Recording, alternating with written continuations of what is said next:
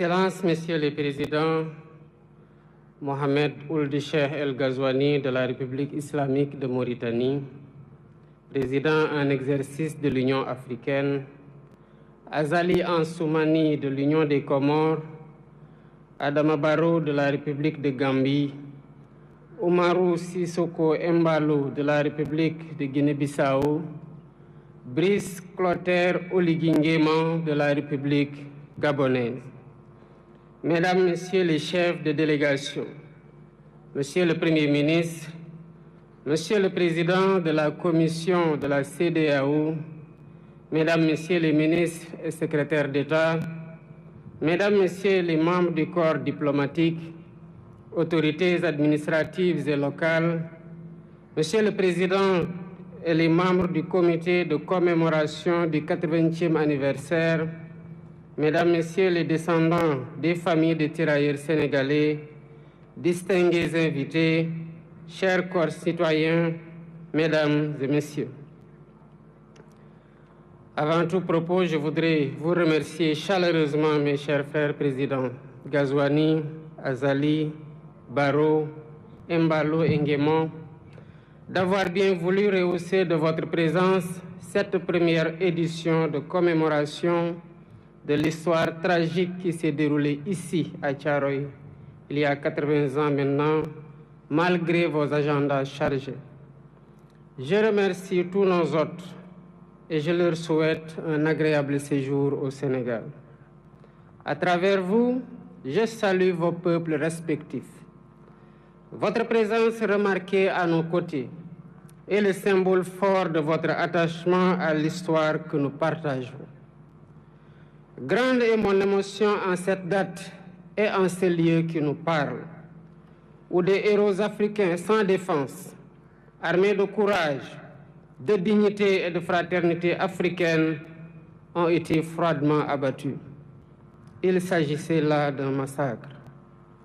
80 ans après ce crime de masse, le silence de Thiaroye est toujours aussi assourdissant.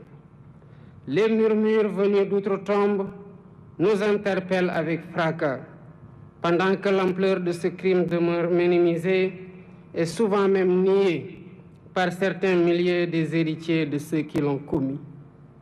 Sur cette terre blessée de Thiaroye résonnent encore les rafales sifflant au bout des canons, comme pour rappeler que l'horreur est toujours là, entière, immortelle. Des profanes comme beaucoup d'entre nous, jeunes et moins jeunes, se poseraient la question de savoir de quoi s'agissait-il exactement. Tellement la chape de plomb était fermement posée depuis trop longtemps pour tenter de rayer cet épisode fâcheux de notre histoire. Il s'agissait d'Africains, en majorité arrachés à leur terroir contre leur gré, pour aller combattre au service de l'empire colonial français d'alors. Ils formaient le régiment des tirailleurs sénégalais.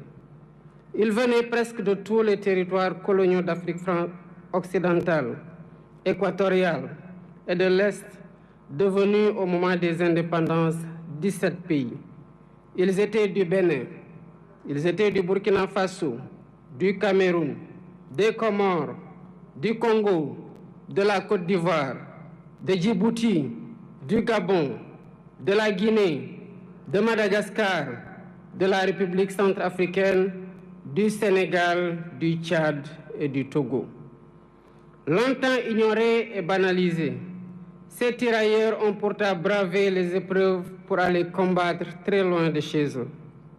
Des conditions de voyage éprouvantes, entassés dans les cales des bateaux, aux champs de bataille où ils ne portaient que des tenues simples sans défense, jusqu'en 1943, quand les Américains les équipèrent, les tirailleurs ont tout sacrifié.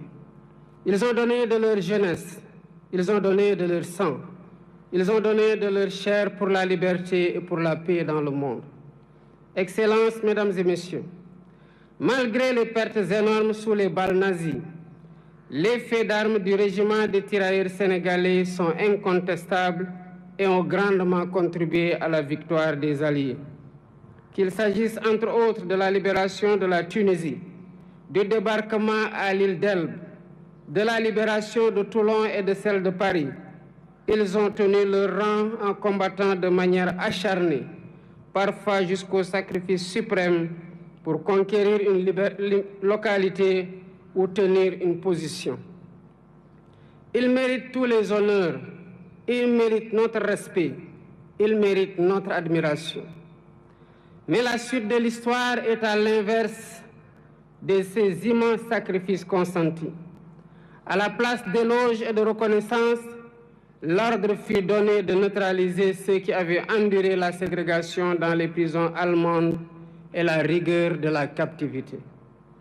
L'irréparable se produisit le 1er décembre 1944, ici à Thiaroye, quand le général Dagnan ordonna de tirer sur des innocents désarmés, dont le seul tort a été de réclamer le paiement de leurs indemnités, primes et autres allocations. C'était là un acte prémédité, visant à réprimer des revendications légitimes, à dissuader d'autres et à perpétuer l'ordre colonial. Le crime fut commis et les faits sont incontestables. Voilà le sort qui a été réservé à certains qui ont contribué à écrire dans le sang et la sueur la glorieuse histoire de la libération. Aujourd'hui, par devoir de mémoire, de vérité et de justice, nous ne pouvons oublier l'horreur des exécutions sommaires ici au camp de Thiaroye. Il est impératif de rappeler l'histoire, toute l'histoire, sans trop de mémoire. C'est ce qui fonde l'essence universelle des valeurs de paix, de liberté et d'égale dignité attachées à la nature humaine. Excellences, Mesdames et Messieurs, toutes ces raisons ont renforcé notre conviction de commémorer l'anniversaire du massacre de Thiaroye pour, d'une part, rendre hommage aux victimes et graver leur mémoire dans notre conscience collective, et, d'autre part, jeter les bases de la restauration de la vérité historique en mettant fin à l'omerta sur cet épisode tragique, omerta voulu et entretenu par l'autorité coloniale. Ce faisant, il ne s'agira pas d'une porte ouverte pour susciter le ressentiment ni entretenir la colère et la haine. Non. Ce que nous faisons ici relève du devoir de mémoire contre l'oubli et pour la manifestation de la vérité des faits, pour nous acquitter d'une dette morale vis-à-vis des tirailleurs et de leurs familles. C'est pourquoi nous avons mis en place un comité international de chercheurs indépendants pour aider à la reconstitution exacte des faits et à une meilleure connaissance de cette séquence de notre histoire partagée avec la France. Pour faciliter les travaux de recherche, j'ai sollicité du président de la République française la mise à disposition de tout document d'archives pouvant contribuer à la manifestation de la vérité et leur collaboration le moment venu dans la localisation des sépultures et l'identification éventuelle des victimes. Je salue l'ouverture des autorités françaises actuelles qui ont accédé à notre requête pour la manifestation de la vérité. Ainsi, avant cette commémoration, des membres du Comité international de chercheurs se sont rendus en France et ont eu des séances de travail avec les autorités françaises et les responsables des sites où sont présumées gardées les archives manquantes. Les recherches se poursuivront après la commémoration. La France vient également de franchir un pas important dans la restauration de la vérité, grâce au président Emmanuel Macron, qui m'a adressé une lettre il y a 3 jours pour assumer que les événements de Thiaroye en 1944 ont abouti à un massacre. Je salue son courage moral. Par ce geste, la France accède à une vieille et légitime demande de reconnaissance. Il s'agit d'une avancée appréciable dans le processus de réhabilitation de l'honneur et de la dignité des tirailleurs victimes, à la suite de la déclaration du président François Hollande au cimetière de Thiaroye le 30 novembre 2014, quand il saluait, je cite, la mémoire d'hommes qui portaient l'uniforme français et sur lesquels la France avait retourné les fusils. Toutefois, il reste encore beaucoup de zones d'ombre de cette histoire, notamment le nombre de tirailleurs exécutés. 2 rapports contradictoires des autorités coloniales parlent de 35 et 70 morts, pendant que d'autres témoignages évoquent des centaines de morts et de nombreux blessés. Les archives réclamées permettront, d'après les chercheurs, de savoir comment on en est véritablement arrivé à la tragédie de Thiaroye, d'avoir une lecture plus fidèle de l'état d'esprit des tirailleurs rapatriés, de leur nombre exact, de leur identité, de leurs origines, des lieux où ils sont enterrés, des épreuves endurées, des frustrations et humiliations subies, ainsi que du montant qui est dû à chacun. Ce travail est complexe. C'est pourquoi je lance un appel aux acteurs étatiques et non étatiques de tous les pays concernés, y compris la France, aux historiens et chercheurs de tous bords, afin de joindre nos efforts pour porter un regard lucide sur cet épisode sombre de notre histoire commune. Excellences, Mesdames et Messieurs, identifier les victimes et situer les responsabilités est essentiel pour ouvrir la voie à une réconciliation sincère. C'est l'occasion pour moi de rendre un vibrant hommage à tous les Africains et non-Africains qui se sont toujours battus pour que l'histoire des tirailleurs et du massacre de Thiaroye soit préservée de l'oubli et de la falsification. Je pense aux précurseurs, aux hommes et femmes politiques. Je pense aux intellectuels, écrivains, poètes, cinéastes, artistes. Je pense aux bonnes volontés, personnes physiques et morales. Sans la synergie de tous ces efforts, le combat pour la justice et la vérité n'aurait pas prospéré. Mais cette vérité exige encore d'être pleinement révélée, transmise et reconnue. Nous devons encourager cette dynamique pour restaurer la mémoire et la dignité des tirailleurs sénégalais. Pour ma part, j'initierai plusieurs mesures de réappropriation de cette histoire commune avec 16 pays africains frères. Premièrement, un mémorial en l'honneur des tirailleurs sera érigé à Thiaroye pour servir de lieu de recueillement et de mémoire ouvert à toutes les nations dont ils étaient originaires, ainsi qu'au public. Deuxièmement, un centre de documentation et de recherche dédié aux tirailleurs sera érigé pour conserver la mémoire. Ce centre recueillera des archives, témoignages et récits, tout en soutenant la recherche et l'éducation autour de cette histoire partagée. Troisièmement, des rues et des places porteront le nom de cet événement tragique, de ces soldats, pour inscrire leur sacrifice dans notre quotidien et notre histoire collective.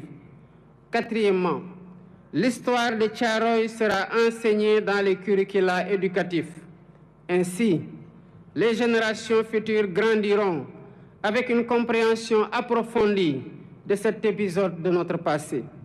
Cinquièmement, la journée du tirailleur est désormais fixée le 1er décembre de chaque année, jour de commémoration du massacre de Thiaroye. Excellences, Mesdames et Messieurs, l'histoire de la guerre et des répressions armées n'est jamais ordinaire. Elle est rarement racontée de façon intégrale. Ce fut le cas de la Seconde Guerre mondiale et surtout ses conséquences dans les colonies, qui connurent des répressions innommables. Thiaroye 1944, Sétif et Guelma en Algérie en 1945, Hanoï et Haiphong au Vietnam en 1946, Madagascar en 1947, Douala au Cameroun ou Dimbokro en Côte d'Ivoire en 1948-1949 et bien d'autres lieux. Chacune de ces histoires vit en nous par l'exercice mémoriel, ce qui nous rend fiers et reconnaissants envers nos anciens combattants.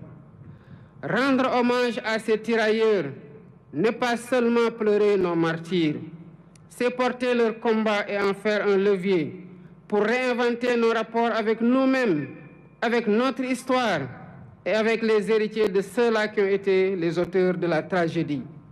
C'est dire au monde que les tirailleurs sénégalais n'étaient pas des mercenaires, mais bien les défenseurs d'une dignité humaine universelle. C'est proclamer haut et fort que cette dignité, si longtemps bafouée, ne sera jamais, plus jamais sacrifiée sur l'autel du silence et de l'oubli.